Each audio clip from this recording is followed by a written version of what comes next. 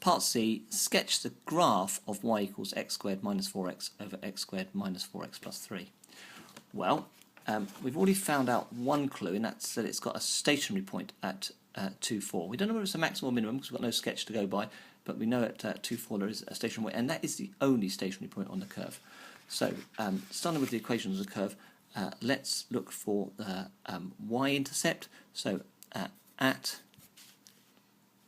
x equals 0, y equals 0 squared minus 4 times 0, which is effectively 0, 0 squared minus 4, 0 plus 3, or y equals 0. So it goes through 0, 0 as one point.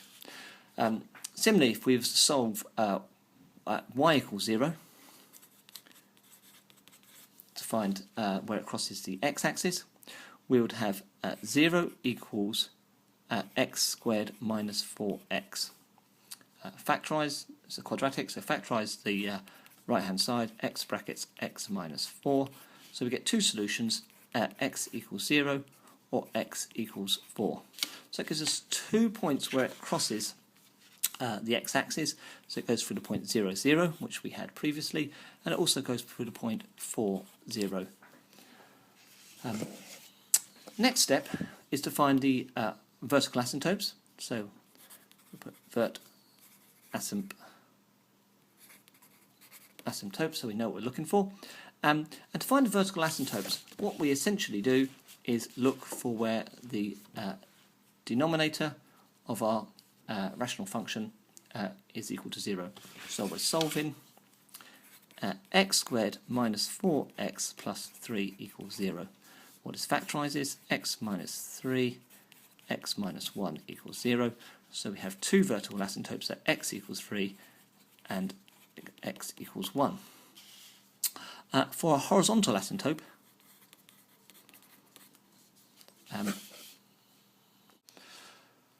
so we're looking for the horizontal asymptote to this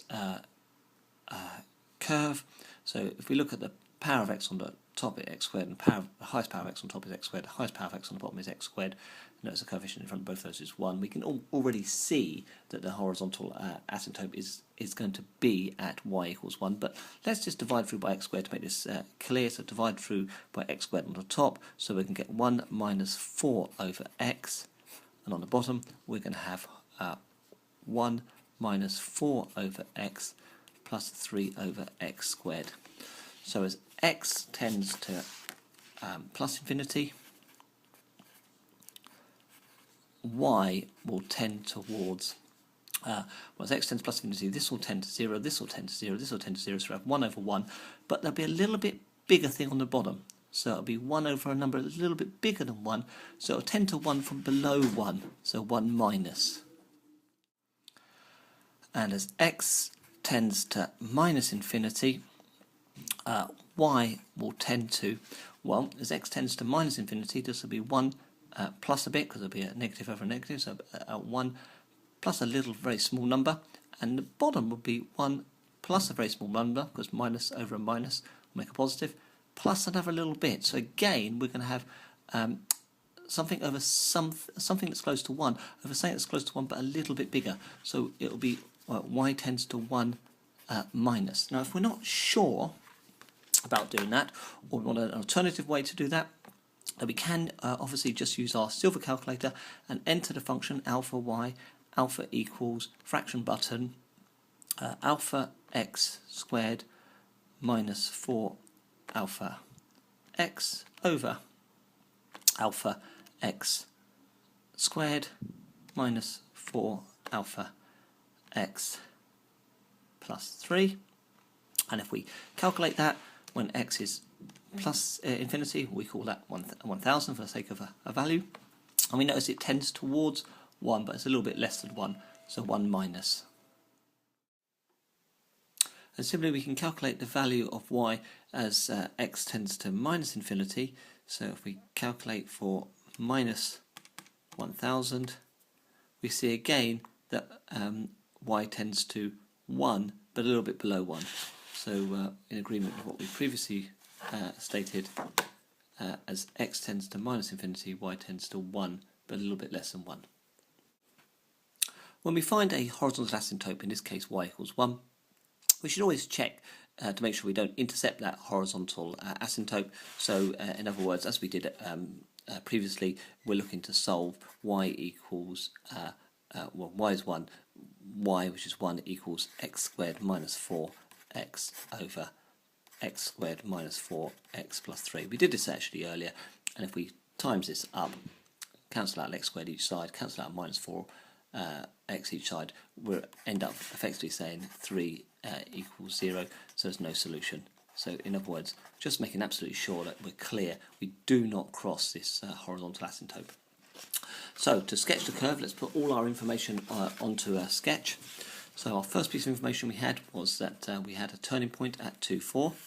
So let's sketch our axes, and 2 along, 4 up. I'm going to make some sort of mark here, and just know it's a turning point. Our next piece of information was that we haven't crossed the when y equals 0, x has got a value of 0, so we cross at 0, 0, so let's mark that as a crossing point there. Similarly, we cross the x-axis when y equals 0, and we had 2 solutions for that, 0, 0, which we've already got, and 4, 0, so 4, 0.